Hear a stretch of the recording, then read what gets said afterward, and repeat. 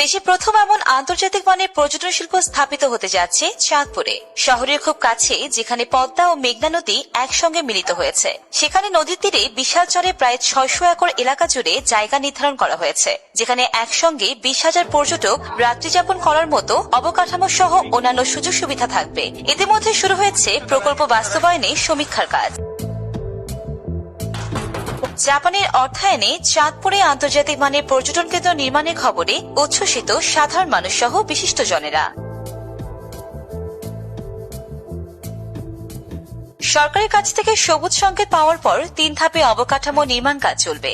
এরই মধ্যে পর্যটন শিল্পে দক্ষ জনশক্তি গড়ে তুলতে উদ্যোক্তা প্রতিষ্ঠান প্রতি বছর ২,০০০ কর্মীকে প্রশিক্ষণ দেবে।